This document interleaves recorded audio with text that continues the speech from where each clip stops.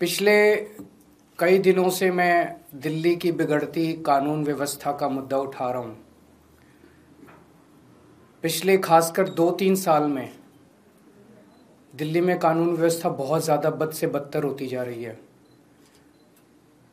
मैं दिल्ली का एक नागरिक हूँ, दिल्ली का मुख्यमंत्री रह चुका हूँ, लोगों में जाता हूँ, लोगों से मिलता हूँ। लोग इसको लेके बहुत चिंतित हैं। दिल्ली के लोग दहशत के माहौल में जी रहे हैं। उन्हें पता नहीं कि कब किसके साथ क्या हो जाएगा। तो पिछले कुछ दिनों से कई दिन मैं कुछ नहीं बोला। मुझे लगा स्थिति सुधर जाएगी और ये एक ऐसा मुद्दा नहीं है जिस पे राजनीति होनी चाहिए। लेकिन जब स्थिति बद से बदतर होती जा रही है और खुलेआम दिल्ली के अंदर सड़कों के ऊपर गोलियां चलने लगी हैं, ऐसा लगता है कि गैंगस्टर्स ने दिल्ली के ऊपर कब्जा कर लिया है, तो मुझसे चुप नहीं रहा गया और मैंने दिल्ली की कानून व्यवस्था को लेके सवाल खड़े करने चालू किए। मैं नांगलोई गया। नांगलोई में एक दुकान वाले के दुकान के बाहर 2 मोटरसाइकिल पे सवार व्यक्ति आए और उन्हें धुआंधार गोलियां चलानी चालू की। मैं नांगलोई गया। मुझे नांगलोई जाने से बीजेपी का कार्यकर्ताओं ने रोका, मुझे रास्ते में ही रोक दिया, मुझे जाने नहीं दिया, पता नहीं क्यों। पूरे दिल्ली के अंदर आज बिजनेसमैन डर के माहौल में जी रहा है। उसे फिरौती की कॉल आती है।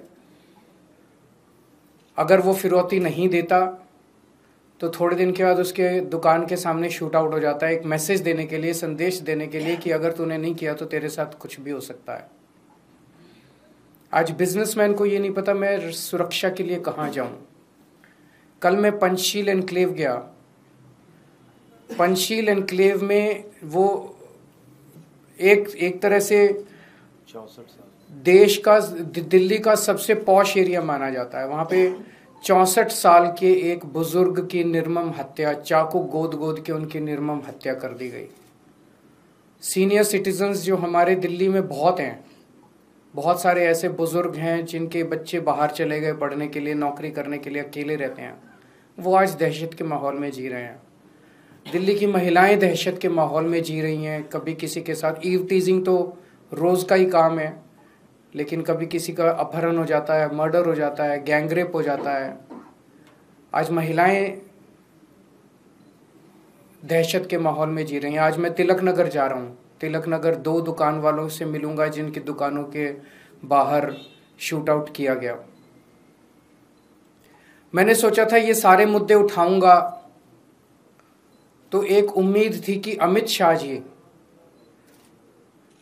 आप सब लोग जानते हैं कि दिल्ली की शिक्षा, स्वास्थ्य, बिजली, पानी, ये चुनी हुई दिल्ली की सरकार आम आदमी पार्टी की सरकार के पास है।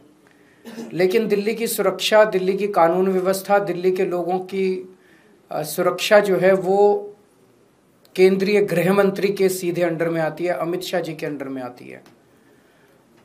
तो मुझे उम्मीद थी कि मेरे मुद्दे उठाने पे अमित शाह जी कुछ कार्रवाई करेंगे।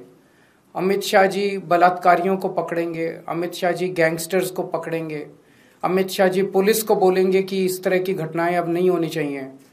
अमित शाह जी कठोर कदम उठाएंगे, ठोस कदम उठाएंगे, जिससे दिल्ली वासियों को कुछ सुकून मिलेगा।